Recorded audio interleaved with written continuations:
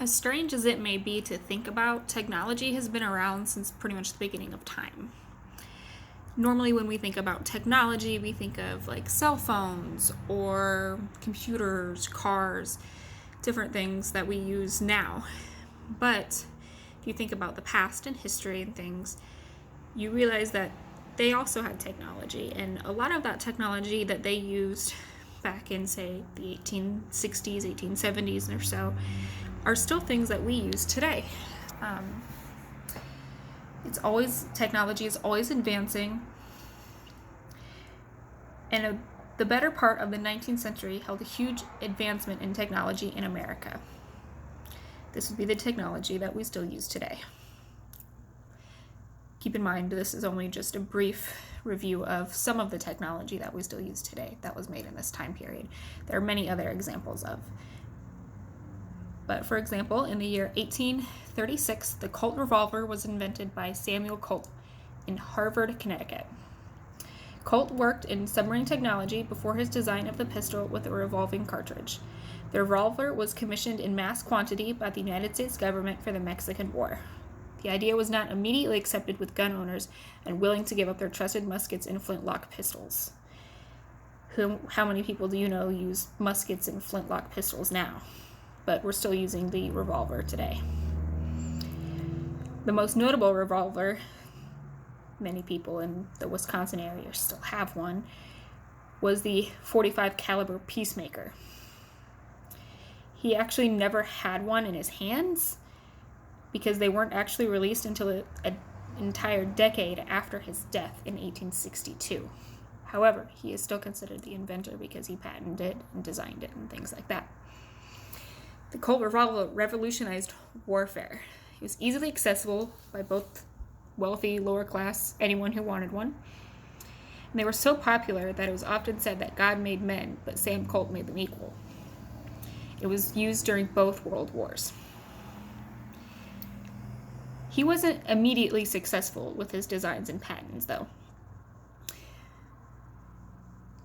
Colt went on to invent the first remote-controlled naval mine explosive in 1843. During this time, he ran a telegraph business with inventor Samuel Morse. They invented and utilized waterproof cables, which allowed them to run telegraph lines under waterways. The telegraph lines attempted to connect New York's Merchant Exchange to Sandy Hook, New Jersey. But this project was later abandoned because the request for the revolvers to begin manufacturing took off, and that required Colt's full attention, whereas Morse went on to continue his work with the telegraph elsewhere. In 1844, the first successful telegraph was sent from one room to the next in Washington, D.C. Now, sending it from one room to the next may not seem so impressive, but how often do we text each other from one room to the next? I often text my husband, who's just in the next room, to bring me something because I don't feel like getting up. And it may seem like being lazy, or it may seem like the telegraph was not impressive, just being sent from one room to the next. But it began something. Based from the telegraph, we then got the telephone, the home phone, car phones, cell phones, all stems from this telegraph. Technology has to start somewhere. It can only get better as we move on throughout the decades and centuries and into the new millennia. In 1846, the first out-of-town telegraph was sent from Washington, D.C. to Baltimore, Maryland. On that date, the first successful long-distance message was, "What hath God wrought?" Shortly after this success, he was immediately attacked with claims from partners and rival inventors that he had stolen the idea, which was easy for them to do to his multiple past partnerships on the project. Despite winning the United States Supreme Court decisions of O'Reilly versus Morse in 1854, he was not officially recognized as the inventor by the United States government. Another notable invention was the safety pin invented by Walter Hunt in 1849. It's weird to think about small things like that, safety pins or clothespins or anything like that, being considered technology, but anything that's been invented, that's been used and advanced, is considered technology. The invention came to be while Hunt was mindlessly twisting a piece of wire trying to think of a way to pay off a $15 debt. Hunt's original safety pin was made from a single piece of wire that was coiled into a spring at one end and a protective clasp and point at the other. He sold the patent right for $400 to the man he owed the $15 debt to. Hunt tried to invent many other things, but none were as nearly as successful, and many went unfinished. He went on to invent what was known as the unsuccessful sewing machine. He ended his work on the sewing machine due to his fear of eliminating jobs.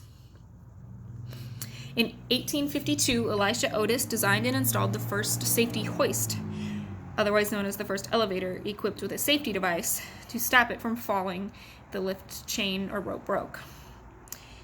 He invented it while working for the Burger Film that sent him to Yonkers, New York to operate a new factory and install machinery. The following year, he resigned from the Burger firm and opened up his own elevator shop in Yonkers. He sold his first elevator on September 20th, 1853. He did not become successful until May of 1854. He demonstrated his design by riding the platform at the Crystal Palace in New York, high into the air, and ordering the rope be cut. He also invented a number of other mechanical devices.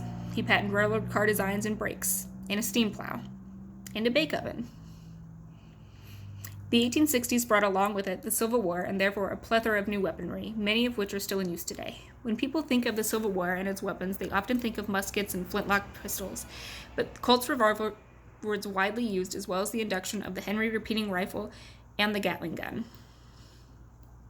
Benjamin Tyler Henry was the first to invent a practical level action repeating rifle known as the Henry repeating rifle. The rifle was patented in 1860. Henry gave a single soldier the speed and firepower of a dozen marksmen. The first Henry rifles were used by Union soldiers around mid-1862. This rifle quickly found popularity with both the military and civilians, with Kentucky and Illinois seeing the most initial sales. Major William Ludlow praised Henry at the Battle of Allatoona Pass, when 16 marksmen successfully defended the fort against the attacking army using only the Henrys. Richard Jordan Gatling, best known for his invention of the Gatling gun, began working on this gun in 1861, but did not perfect the weapon until the following year.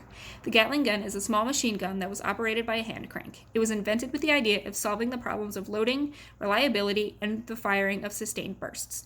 Despite its power and speed, the weapon was only used in the Spanish-American War before being replaced by more advanced weaponry. He was actually a doctor.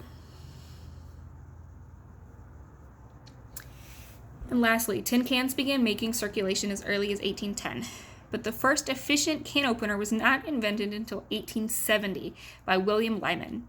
Before this extremely successful invention, can openers were various variations of a knife. Lyman dedicated himself to finding improvements among various household items such as refrigerator pitchers, fruit can lids, which were successful due to the basic principle of how to airtight seal food, a butter dish, and in 1862, tea and coffee pots. The can openers Lyman invented were almost identical to what is used in modern-day technology. So in conclusion, many of the 19th century inventions have greatly affected the course of history. Many of the guns used in the wars were invented during the 1800s. This includes multiple weapons used during the Spanish-American War, the Civil War, and both World Wars. Had it not been for some of these guns, the results of these wars may have varied tremendously. Several more of these previously mentioned inventions, including the telegraph and safety hoist, have been perfected with more modern technology and thus become the cell phone, as mentioned earlier, and the electric elevator. Whereas many of the inventions, including the safety pin, can opener, kettles, and coffee pots, are still being used today. Had it not been for this kind of technology happening at the time, many of our modern conveniences and militaristic advances, our country, and therefore our world, would not look remotely similar to how America is now known to be.